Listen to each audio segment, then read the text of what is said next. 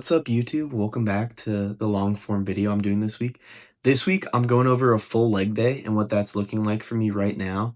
This leg day, I really try to prioritize not only pushing some heavy weight and really focusing on some muscular hypertrophy, but also working on some other goals I have, working on fixing up some old injuries, building up some stabilizer muscles, and making this leg day somewhat athletic and trying to be as sport specific as possible to my sport of running. I really hope you all enjoy this one. I spent a lot of time editing it, so yeah, here you go. Starting off the leg day here with some hamstring curls. I absolutely love a seated hamstring curl, or in general, a hamstring curl variation to start off a leg day. These really help me get a lot of blood flow into my legs before I do any of my heavy movements, and also stretch out my hamstrings on day I focus on the posterior chain, as they can really help just get a ton of blood flow in there, make sure everything's feeling good before I'll then move on to a prime mover movement like a RDL or squat later into the lift. Highly recommend y'all try this if you have any sort of creaky knees with a leg day. After that, I move on to some single leg RDLs here. I've been really trying to incorporate more single leg movements into my leg day as they're more running specific, as you'll be spending a lot of time on one or zero legs while you're running.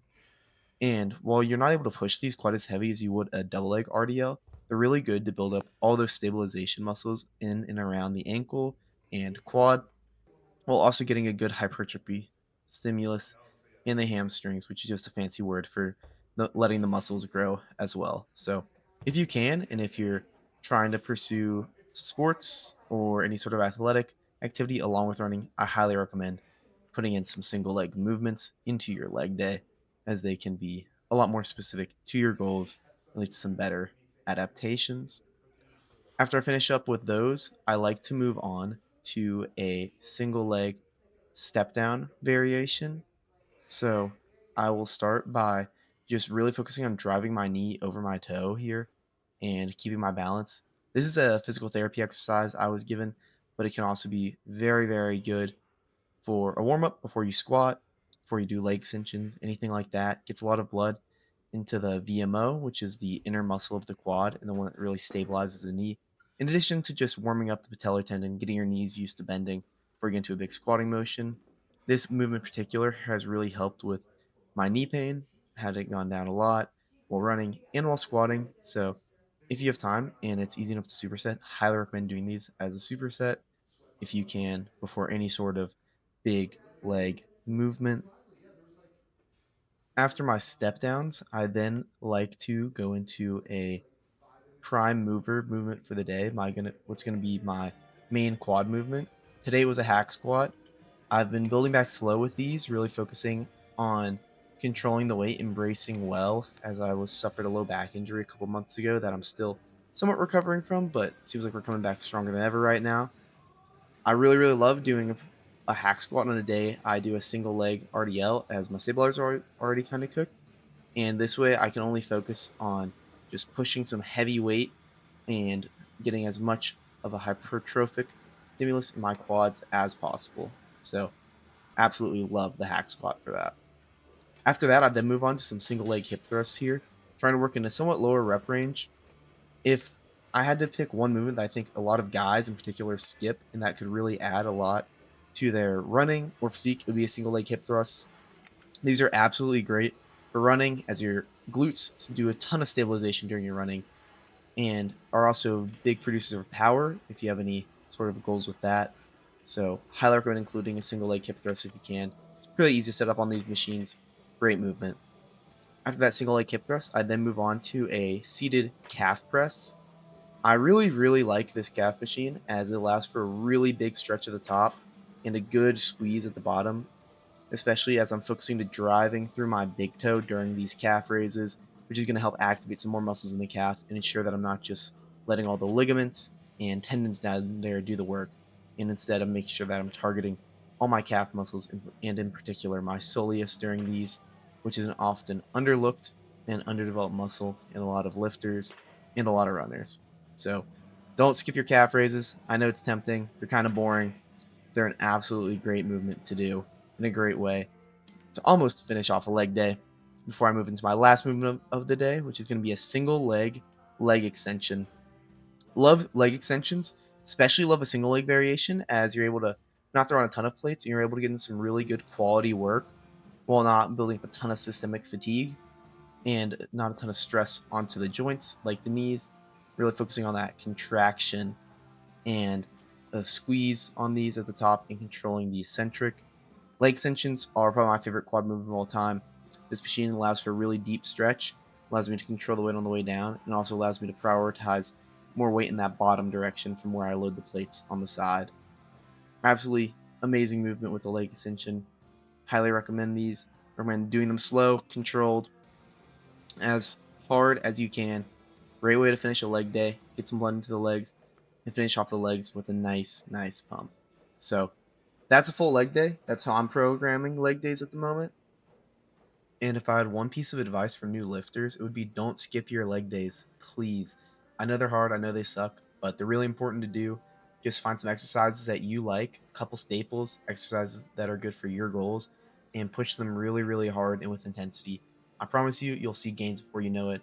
And there's nothing better than pushing yourself and having that feeling of finishing off a leg day, knowing that you won't have to hit another one for a long while after that.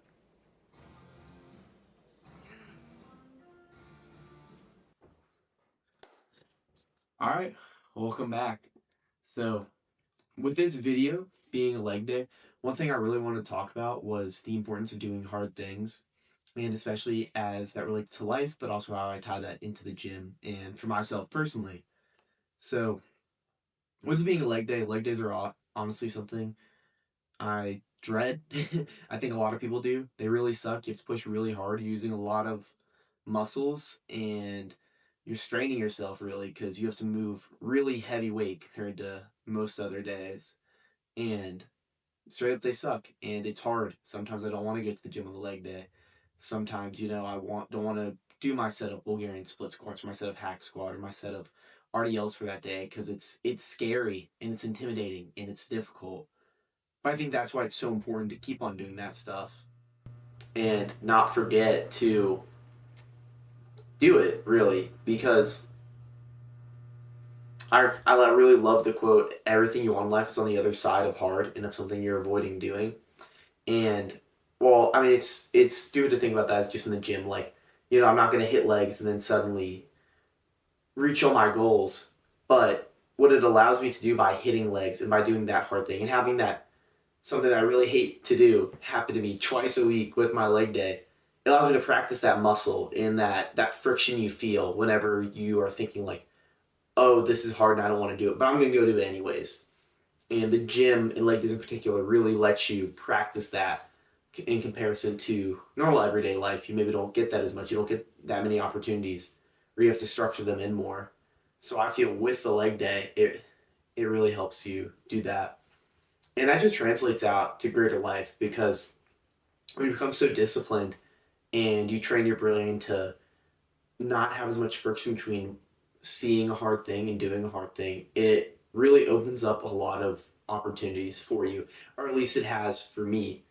Like, for example, before I went to the gym, it was really hard for me to socialize. It's been something I struggled with, like making deep connections with people and just being vulnerable.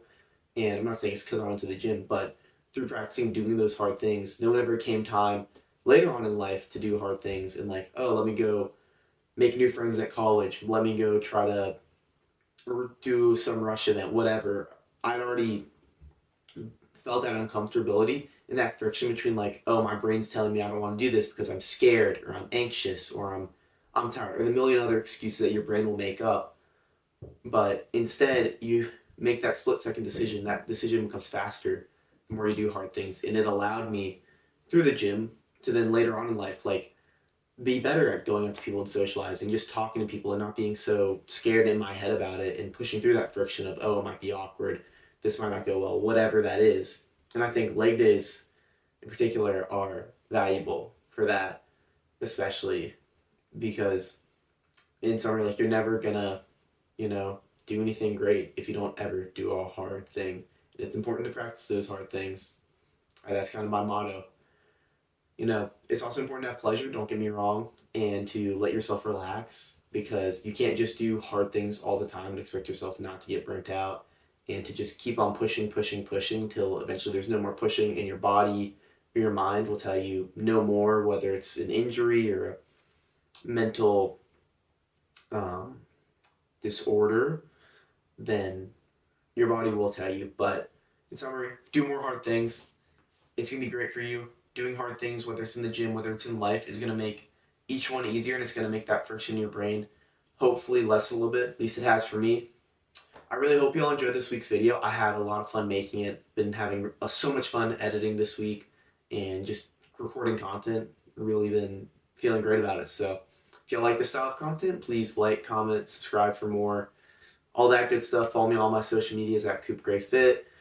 Reach out to me if you're looking for coaching, personal training. Would love to do that too. But appreciate all y'all watching. Peace and love.